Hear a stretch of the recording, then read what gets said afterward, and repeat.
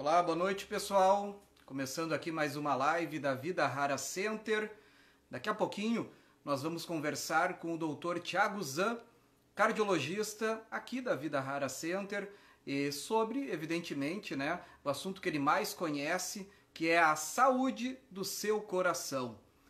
É um assunto extremamente importante e ao mesmo tempo é um assunto pouco falado muitas vezes, né? A gente fala muito do coração, mas a gente esquece de uma série de hábitos que temos diariamente e que podem fazer bem ou mal ao nosso coração. Então, quero convidar vocês que já estão aqui na companhia, que mandem esse recado, cliquem no aviãozinho ali.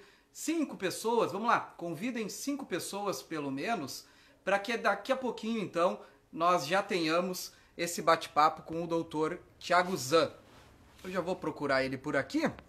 Ele já está na nossa companhia aqui assistindo a live, esse bate-papo, né? Lembrando que essa é mais uma das lives da Vida Rara Center, que tem como intuito, mais uma vez, levar informação de qualidade, levar conteúdo realmente com bastante qualidade para todos vocês. O Dr. Thiago já deve estar daqui a pouquinho sintonizado aqui na nossa companhia e a gente vai falar de muitos assuntos interessantes. Um deles é sobre medicamentos. Eu sei que cada um de vocês que está aí certamente conhece alguém, seja um familiar, seja uma pessoa do convívio próximo, que usa algum tipo de medicamento. A gente vai incluir essa pergunta também nesse bate-papo. O Dr. Thiago já está por aqui. Alô, Thiago, tudo bem? Boa noite.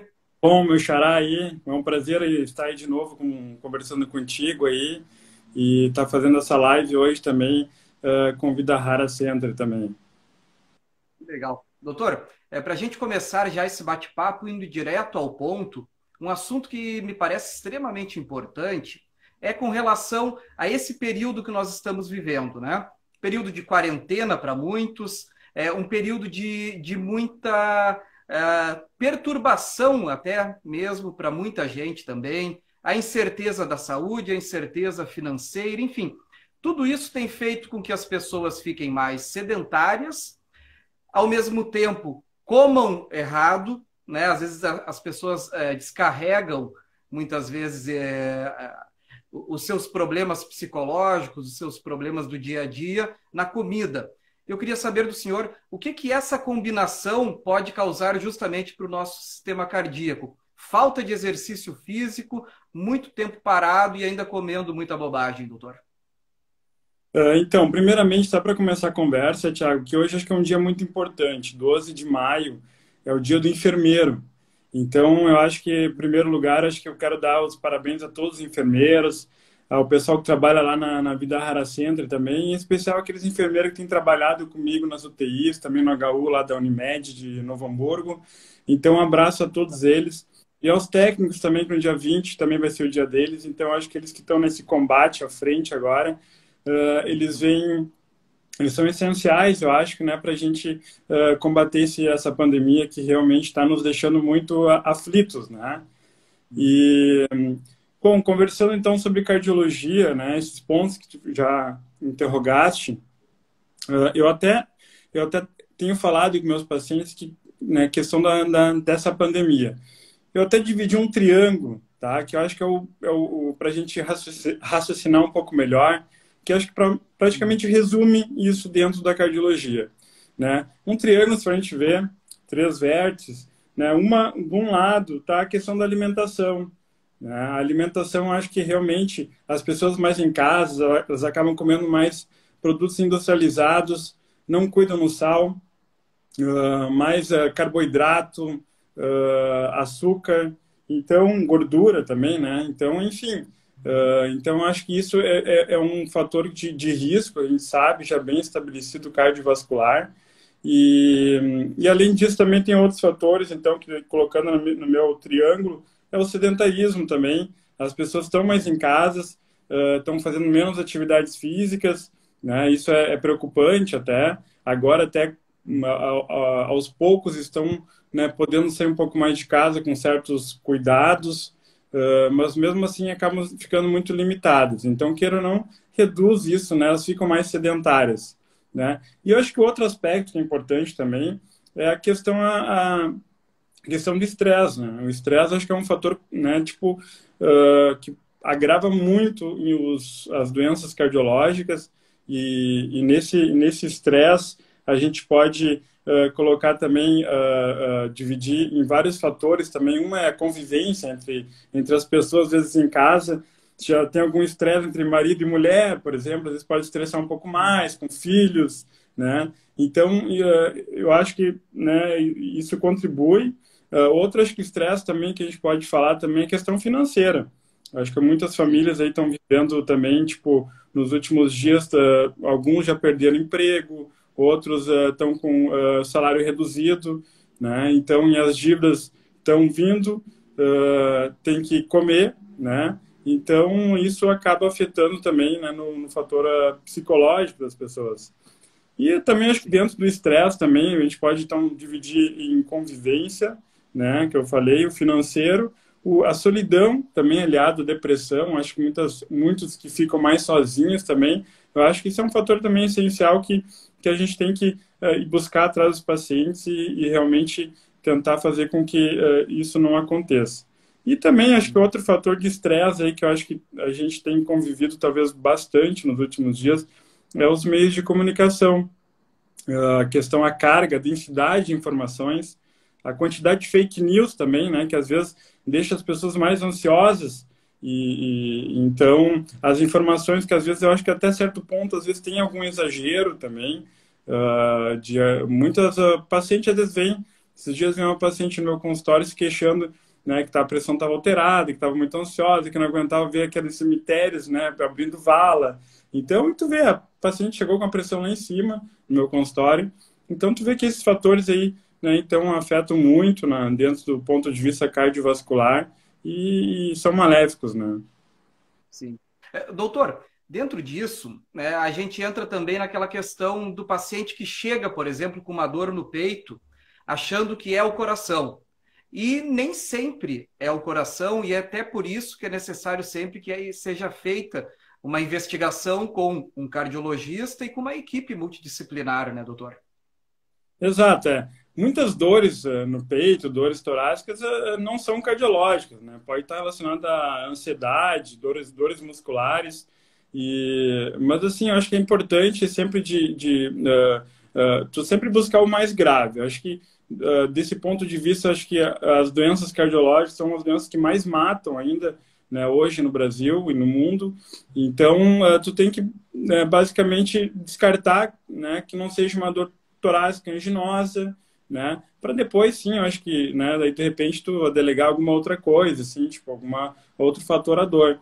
Então, acho que é importante todo paciente que tem eventualmente alguma dor e às vezes não sabe mesmo se realmente é uma dor cardíaca ou não, acho que tem que procurar um profissional de saúde, um pronto atendimento, ou seu cardiologista mesmo que já acompanha, né? Então, acho que esse aspecto aí também é muito importante.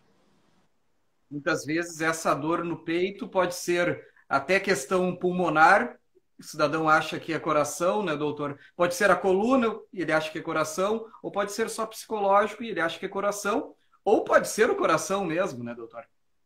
Exato, pode ser vários aspectos, né? Eu vou dizer que a maioria das vezes não é coração. Só que aquilo que eu falei, eu acho que a gente tem que descartar o mais grave, é o que mata, né? Que é o coração. E eu acho que queira ou não, o cardiologista também na consulta, nessa época, ele é um pouco psicólogo também.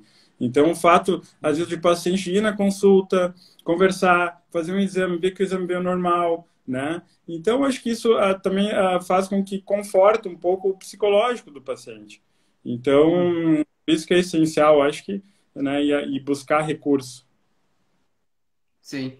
Doutor, quero aproveitar aqui, fazer só uma pausa para a gente mandar um abraço. Tem bastante gente assistindo a gente já. E tem muitos aqui, acho que familiares do senhor, tem o pessoal aqui também, amigos, enfim. A Didi Correia, a Zangene, tá ali a Thaís A, Leguiza Gen, também. a minha mãe, a Quem é? Geni, Ah, janeiro aí então, né? No Instagram aparece só o E até nickname ali, né? não tem muito de não ter, né, passado com ela, como a gente está muito na UTI, em contato, né, então acho que a gente achou melhor evitar, né, essa proximidade agora, mas enfim, mas ela mora no nosso coração, então. Claro. Quero mandar um abraço também para o seu João Valmir Marques, né, fundador da Vida Rara Center, ainda enquanto Centro Clínico JWM, que está nos assistindo ali junto com a Eva. Então, um grande abraço para eles. Enfim, o pessoal já está chegando aqui na companhia. Eu quero reforçar aquele convite, né? Cliquem no aviãozinho, é um pedido para todos vocês. A gente ainda vai falar de alguns outros assuntos muito importantes e quanto mais gente ficar sabendo, melhor. A gente falava, inclusive, com o doutor Fábio na semana passada, e ele destacava o seguinte, né, doutor Tiago? A importância da notícia correta, a notícia verdadeira, a informação feita e trazida com profissionais que de fato entendem. E é esse, inclusive, um dos grandes intuitos da Vida Rara Center, aproveitar essa mão de obra qualificadíssima de profissionais da área médica e da área da saúde como um todo, para trazer, né, a quem está em casa neste momento um pouco mais de informação de qualidade, informação verdadeira de fato. Doutor, ainda sem entrar na questão Covid-19 propriamente, né, que a gente também vai entrar, né, a gente vai falar um pouco sobre medicamentos também, polêmicas, se ajuda ou não ajuda, enfim, a gente vai entrar ainda nesses temas. Mas o senhor citou a questão da falta de exercício. Agora, e o exercício feito sem um acompanhamento médico, sem um acompanhamento de um profissional de educação física, ele também pode ser perigoso, né? Não, com certeza, né? Acho que todo paciente que, principalmente aqueles que são mais sedentários, antes de começar uma atividade física, tem que fazer um check-up, que a gente fala, né? Fazer uma revisão, conversar com o cardiologista, fazer algum exame, descartar que não tenha nenhuma doença. Então, acho que isso é essencial. E ao mesmo tempo, eu acredito que agora também, que muitas que talvez faziam atividade física, agora, né, com essa pandemia, estão mais sedentárias. Eu acho que no retorno também dessas atividades, acho que é importante, sim, buscar, né, sempre descartar, né, qualquer coisa de mais grave que possa vir a acontecer. Então, a gente sempre tenta minimizar os riscos, né? Os riscos sempre existem. Mas a gente, né, conversando com o cardiologista, fazendo os exames de rotina, né, exame de sangue, né? Então, a gente tenta minimizar, e sempre aquela orientação também, a gente tenta minimizar esses riscos aí. Sim. Até porque doenças do coração não necessariamente atingem pessoas idosas, né, doutor? Existem pessoas jovens, crianças, que muitas vezes já têm doenças cardíacas e muitos atletas até, às vezes, têm também e não sabem, descobrem da pior forma possível. Então, os exames são sempre importantes nesses casos, né? Não, exato. A gente sabe que tem umas cardiopatias congênitas, às vezes, que vão se manifestar mais lá na adolescência. Então, a gente vê muito também atletas de morte súbita, né? Alguns que não tiveram acompanhamento adequado, né? Outros que estão tendo acompanhamento adequado. E aí até teve um jogador de futebol que teve que parar de jogar futebol, né? Então tu vê que tem doença que pode se desenvolver com o decorrer dos anos. E claro, tem aquela fator idade também, mas agora a cardiopatia isquêmica, até é algo que está, que a gente, os colegas cardiologistas, a gente está se assusta um pouco, existem alguns pacientes de 35, 40 anos já com doença multivascular, né? Então, doenças graves, assim, que às vezes tem que fazer cirurgia, né? Para revascularizar um vaso. Então, tu vê que a doença tem muito também aquele fator genético, que é o fator não modificável, né? Então, por isso que eu acho que é importante, sim, sempre, né, e buscar, né, se realmente tem alguma doença e se está apto a fazer alguma atividade. É importante a gente destacar que aqui em Santo Antônio, né, nós temos na Vida Rara Center uma série desses exames, muitos deles feitos sob a supervisão do próprio Dr. Tiago. Tem o eletro comum, né, doutor? O eletro de esforço, que é aquele da esteira. tem o Holter, o mapa 24 horas. De uma forma bastante resumida, doutor, como é que a gente poderia explicar cada um desses exames e a importância de cada um e a aplicação de cada um deles? Claro, ali na rádio, na Vida Raro Center, ali, a gente tem realmente vários exames, né? Tem eu, o doutor Oscar também, o doutor Eduardo, né? A gente atende os pacientes e a gente faz o eletrocardiograma, que o eletrocardiograma é o exame basal, vamos dizer assim, vamos dizer, a foto dos batimentos do coração naquele momento. Então, ali a gente já consegue, às vezes, ver se alguma coisa sugere isquemia, né? Sugere alguma coisa de coração grande, né? Que pode nos remeter à insuficiência cardíaca, né? Além disso, também a gente tem um mapa, que o mapa é um aparelhinho que tu coloca, né, no braço e o paciente vai para casa, faz suas atividades diárias e fica 24 horas com o aparelhinho. Esse aparelhinho é importante principalmente para detectar aquela hipertensão, digamos assim, mais silenciosa, que às vezes pode não aparecer no consultório do médico, né? Mas daqui a pouco o paciente de noite ou de manhã cedo pode ficar hipertenso ou durante a noite, né? Além disso, também a gente tem um Holter, que a gente geralmente usa para aqueles pacientes que têm palpitação, que tem algum sintoma de desmaio, para ver se o paciente não está fazendo alguma arritmia, né? Temos o teste ergométrico lá também. O teste ergométrico é um exame muito bom para se fazer um check-up, que a gente, além de fazer o eletro em repouso, a gente vai fazendo os sucessivos eletros de acordo com o andar do paciente, né? À medida que o paciente vai caminhando, né, e até correndo na esteira, a gente vai avaliando, né, o coração dele através dos batimentos cardíacos ali do eletro, tá? E também a gente tem lá o ecocardiograma, que é uma ecografia do coração, que a gente consegue ver os efeitos a longo prazo da hipertensão, a gente consegue ver se tem alguma sequela de algum infarto, a gente avalia como é que as válvulas estão funcionando, se não tem alguma obstrução nas válvulas, né? Então tem uma série de exames lá que a gente pode, que são exames, acho que essenciais, né, para a gente de início fazer um bom check-up e às vezes ir em busca até de alguma doença e da sintomatologia do paciente. Uhum. Doutor, a Camila Genari está fazendo aqui uma pergunta que é bem interessante, que é com relação a qual a pressão arterial que é considerada normal e qual que o paciente, de repente, deve começar a se preocupar. A gente sabe que houve uma certa mudança nos protocolos agora nos últimos anos com relação a isso também, né, doutor? Não, exato. A hipertensão, vamos dizer assim, normal, dá para se dizer que é 12/8, tá? A gente tolera até 14, dependendo da circunstância do paciente. Mas é claro que a gente, se for seguir, a gente sempre segue os guidelines europeus, americanos, e aí até se divide naquela fato de pré-hipertensão, que é o indivíduo que tem uma tendência a ter uma hipertensão, né, a médio e longo prazo.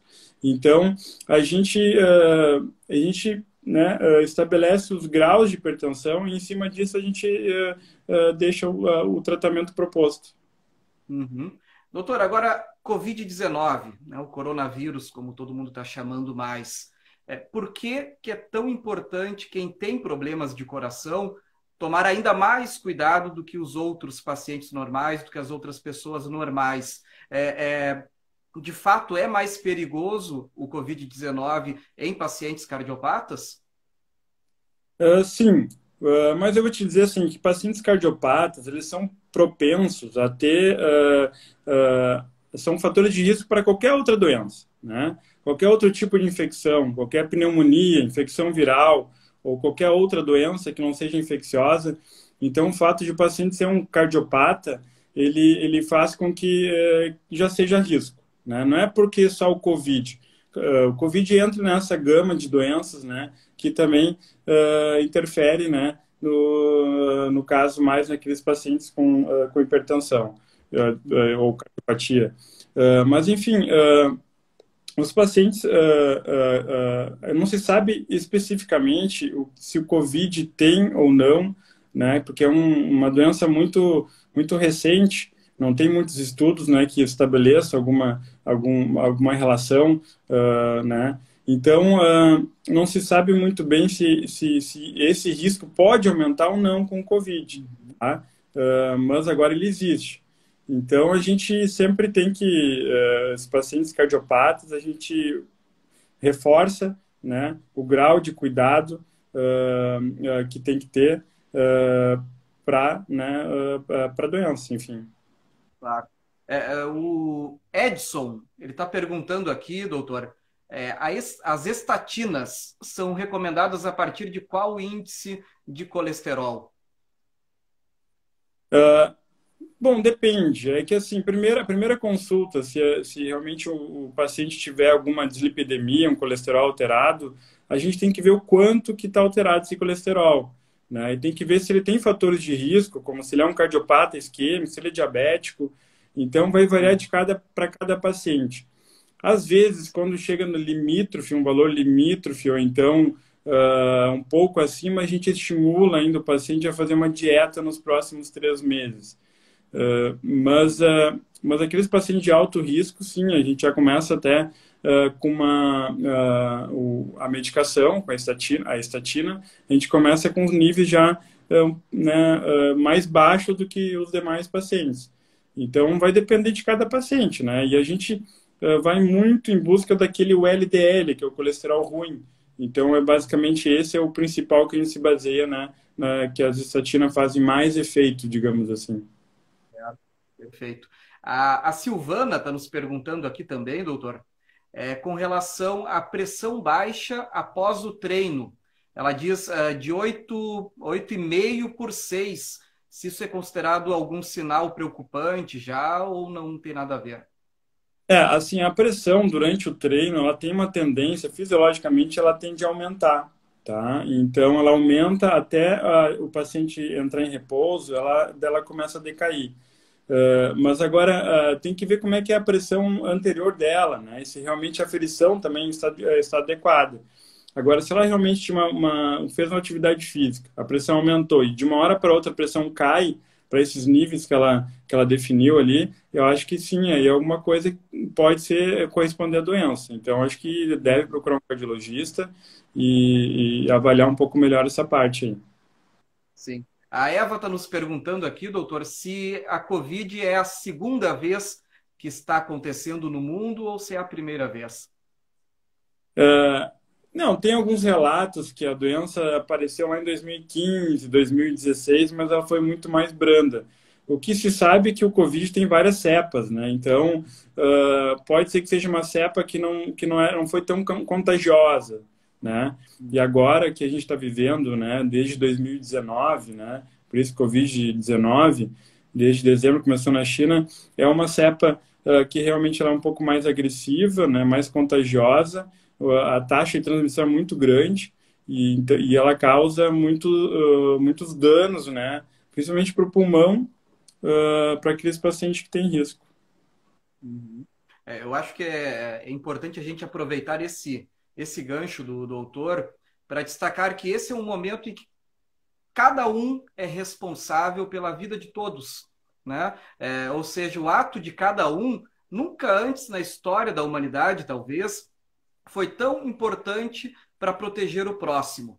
Então, se todo mundo fizer as coisas certinhas, a gente vai conseguir, talvez, né, como aqui é o caso de Santo Antônio, em que o comércio já está aberto, né? Se cada um se cuidar com a higiene das mãos, com a utilização da máscara, enfim, seguindo todos os protocolos, a gente vai conseguir movimentar a economia, que é uma coisa também importante, mas, acima de tudo, manter a saúde da população, a saúde das pessoas como um todo.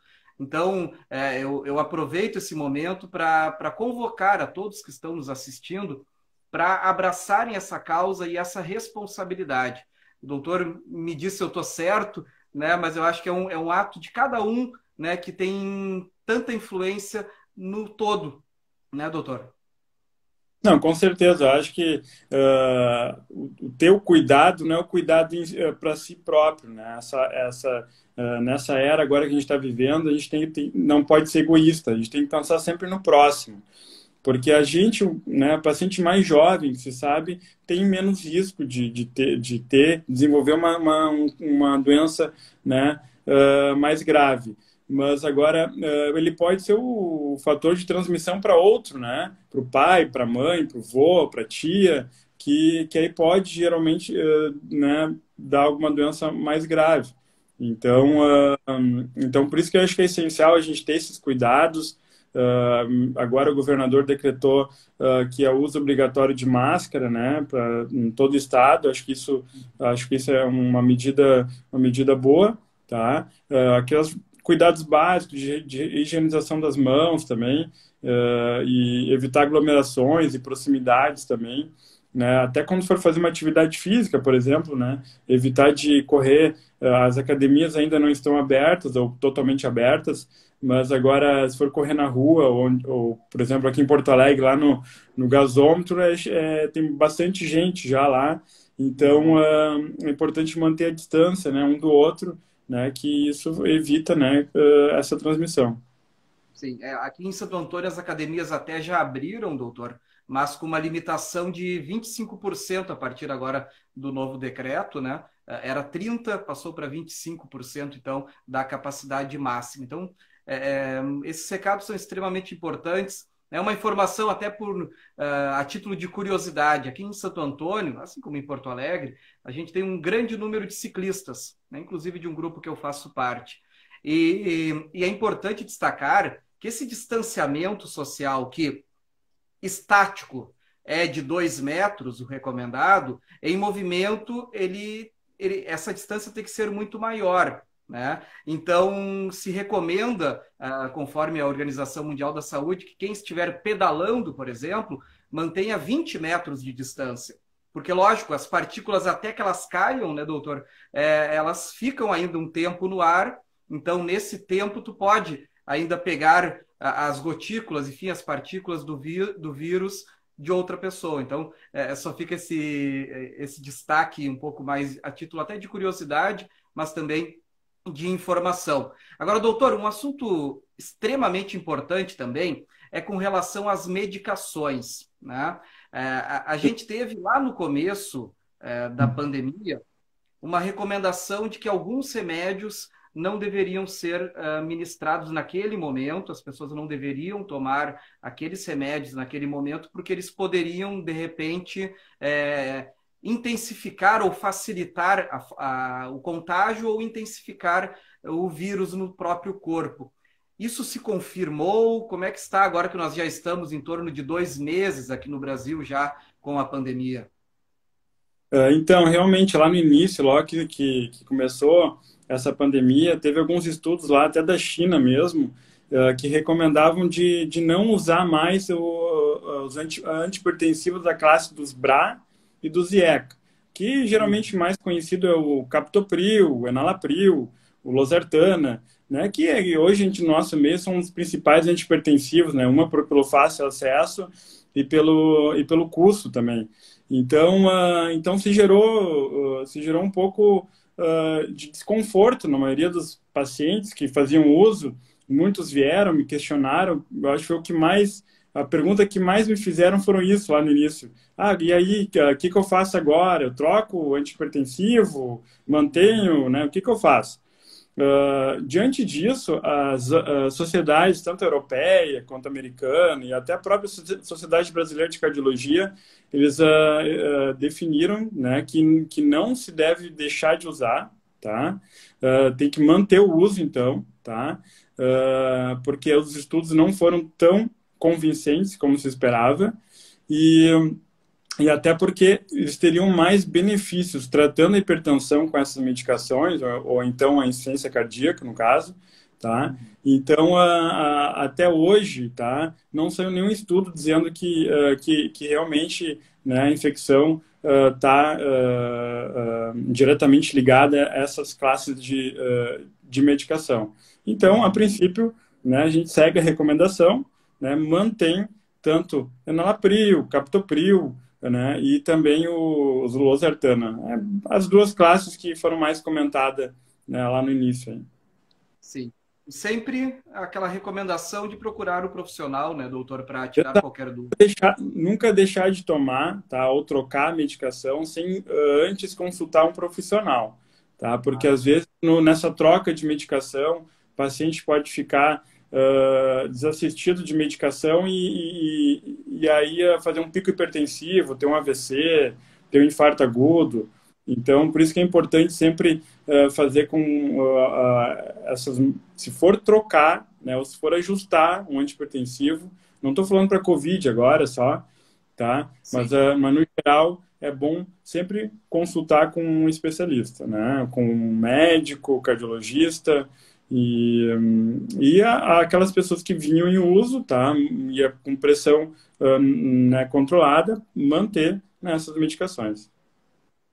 Doutor Tiago, e a hidroxicloroquina, né, que ganhou, nunca um nome tão difícil foi tão falado com tanta facilidade e fluência pela população como um todo, surgiu como talvez o salvador da pátria, né, como a grande solução, como o remédio que salvaria os pacientes de Covid-19, e muita gente saiu comprando. A gente sabe de muitos relatos de pessoas que precisavam de fato tomar esse remédio e ficaram sem ele porque não tinha mais na prateleira da farmácia. De fato, doutor, ele funciona? O que se sabe até agora?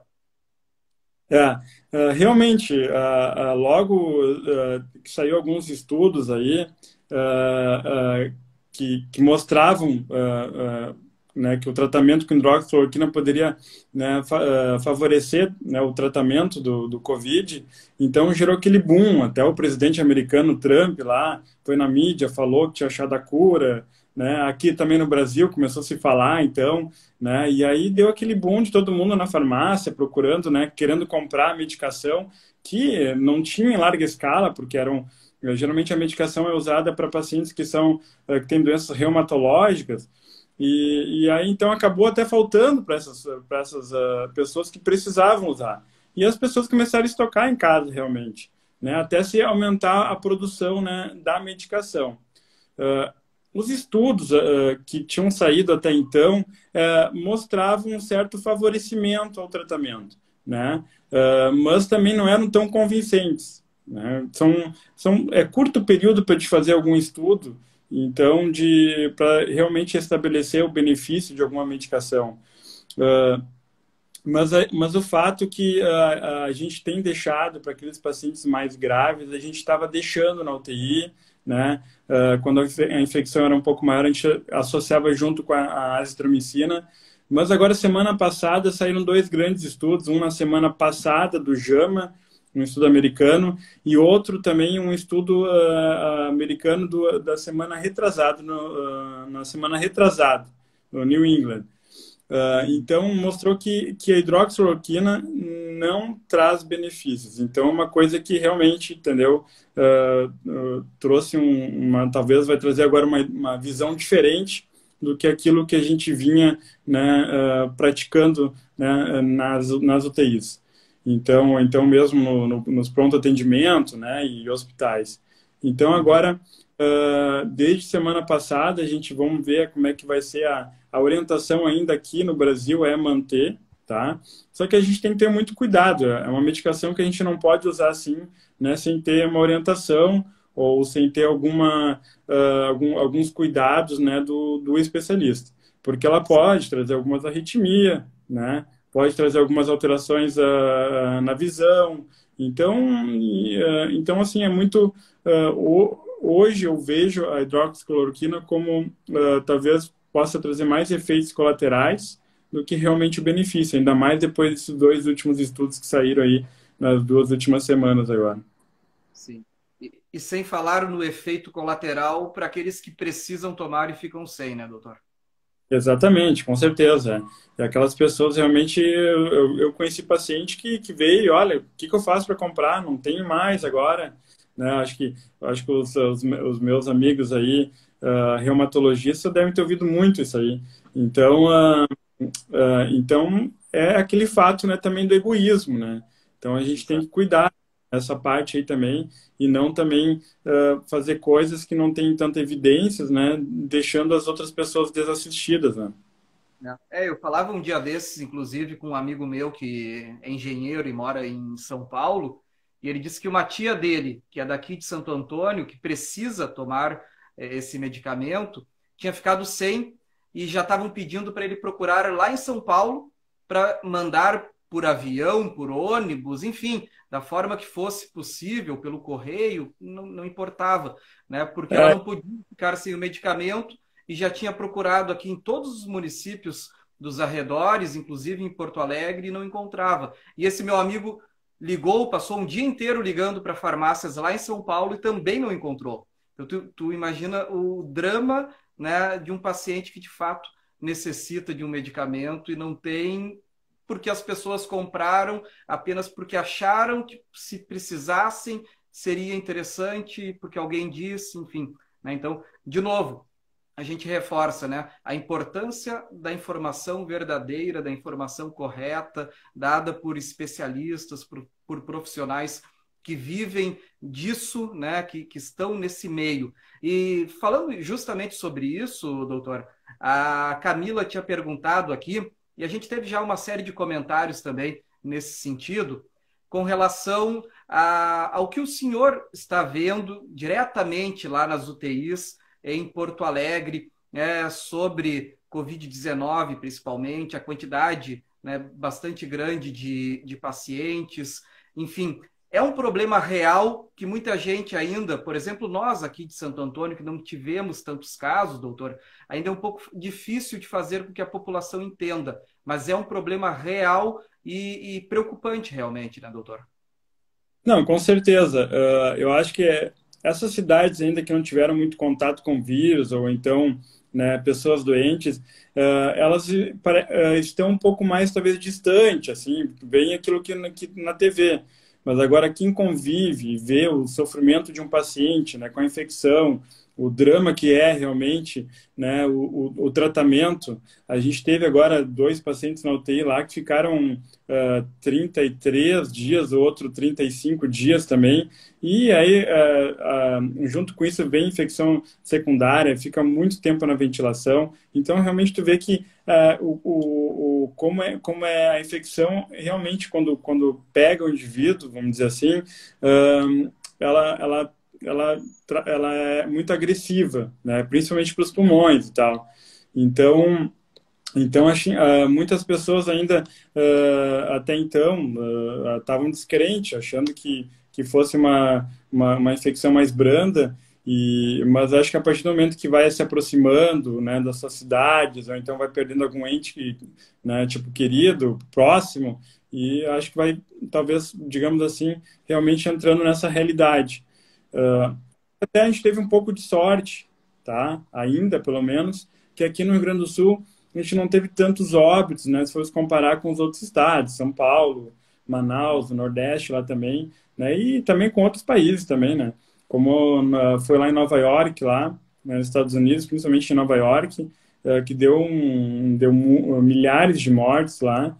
Então, se for ver a proporção, se fosse a gente colocar para as nossas cidades aqui, né, a gente ia ver realmente foi uma infecção muito grave, né, que matou muita gente lá, né? E ainda está matando. Agora talvez pouco menos, né? Acho que eles estão começando a cair a curva lá de mortalidade.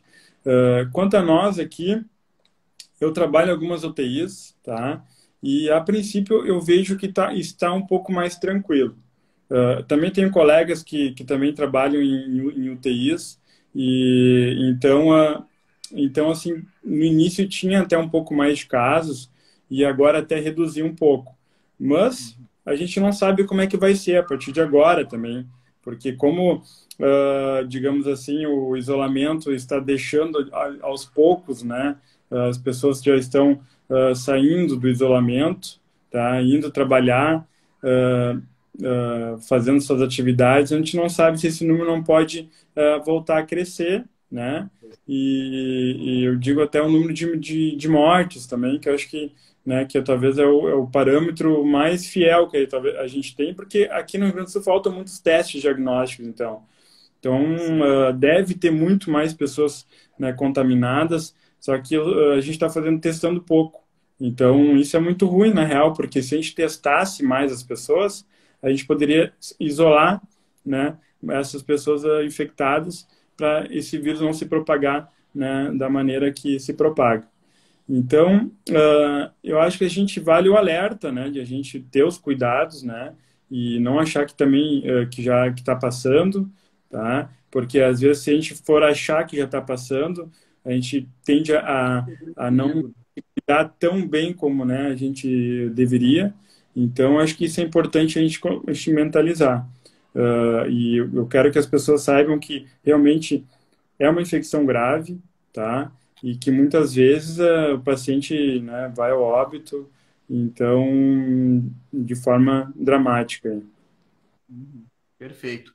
Doutor Tiago, daria para a gente ficar ainda a noite toda, né, por aqui conversando, mas a gente sabe que o senhor, enfim, tem uma rotina muito intensa e nós teremos certamente outras oportunidades. Quais os Claro. dias que o senhor tem vindo a Santo Antônio, doutor? A princípio, eu estou indo nas quartas-feiras. Mas assim também tem o doutor Oscar, doutor Eduardo também, que trabalham na clínica. Então, acho que a clínica lá tá bem coberta de cardiologistas.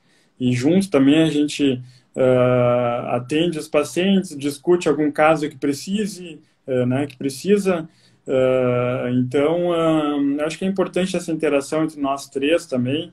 E até para a gente também de acordo com a demanda, daqui a pouco se a demanda aumenta, a gente aumenta um pouco a nossa agenda também, lá, tenta dar uma aumentada, nem que seja no sábado, de repente.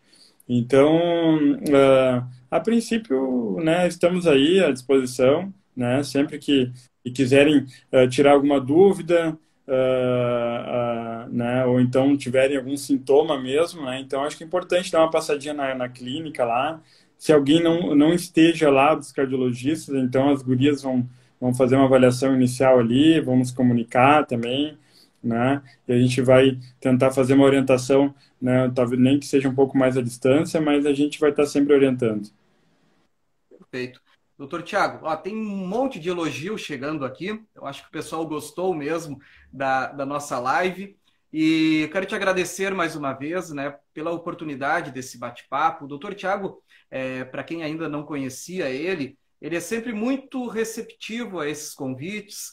A gente já fez outras entrevistas, seja na rádio, seja para o portal também que nós tínhamos. Enfim, nós já fizemos várias entrevistas. O doutor Tiago está sempre muito próximo de todos nós.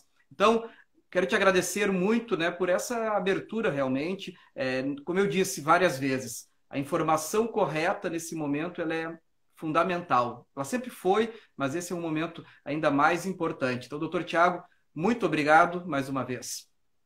Eu que agradeço também, Thiago, agradeço também a clínica a Vida Rara Center, que me deu essa oportunidade aí. Eu acho que sempre é bom, né, conversar, abrir ideias, né, e sempre orientar as pessoas também para tomar o cuidado, né, tanto do ponto de vista, né, da infecção do Covid, quanto do ponto de vista cardiológico também. E acho que segue um alerta também que a gente, entre os médicos cardiologistas, entre as sociedades também aqui no Brasil de cardiologia, a gente está com um certo receio, a gente está com medo que os pacientes às vezes têm, agora durante a pandemia, principalmente aqueles crônicos, eles estão deixando de consultar. Acho que esses pacientes que precisam ter um acompanhamento mais de perto, eles não podem se afastar do seu especialista. Tá? Então, porque a gente está vendo que até está aumentando alguns números, como de infarto, né? Edema agudo, crises hipertensivas. Talvez, claro que muito por isso, todos esses fatores que a gente falou desde o início, do estresse, da má alimentação, do sedentarismo, né? Mas também pela a falta de acompanhamento. Então, por isso que eu também acho que quero frisar mais agora no final, que é importante não esquecer do cardiologista, né? Principalmente aqueles cardiopatas crônicos que tem que ter um acompanhamento mais de perto. Então, eu até intimo esses pacientes que procurem, entendeu? Para ver se está tudo bem, porque o que a gente mesmo está temendo é que esse número, né, pode crescer ainda mais. Então, até tem uma campanha aí já nacional né, divulgada aí pelas sociedades, que para os pacientes, né, qualquer sintoma que tiver, dor no peito, falta de ar, né, procure imediatamente, né, o cardiologista ou então pronto atendimento, ou, né, o seu especialista. Perfeito. Doutor Tiago, muito obrigado mais uma vez. Boa Então, noite. Uma boa noite a todos que nos acompanharam. Mais essa live aqui da Vida Rara Center. Quero só deixar mais um recado para vocês. Fiquem sempre atentos às redes sociais aqui da Vida Rara Center. Já quem não nos segue, por favor, clique ali, passe a seguir a Vida Rara. A gente publica diariamente, desde a agenda com todos os especialistas, com todos os exames. A gente traz várias informações e semanalmente, uma, duas vezes até por semana, nós temos lives sobre assuntos variados. Já tivemos meditação, exercício físico, entrevista com cirurgião geral, entrevista agora com cardiologista. Tivemos várias entrevistas legais e assim devemos continuar aqui nesses bate-papos, nessas lives tão especiais aqui pela Vida Rara Center. Quem não segue o Dr. Tiago também, né, por favor, clique ali, siga o Dr. Tiago Zan. Um grande abraço a todos e mandem esse recado para outras pessoas. A live fica 24 horas ali nos nossos stories, ali em cima, e também vai ficar depois no YouTube da Vida Rara Center, tá ok? Grande abraço, tchau, então, tchau, boa noite, bom descanso a tchau, todos. obrigado, valeu.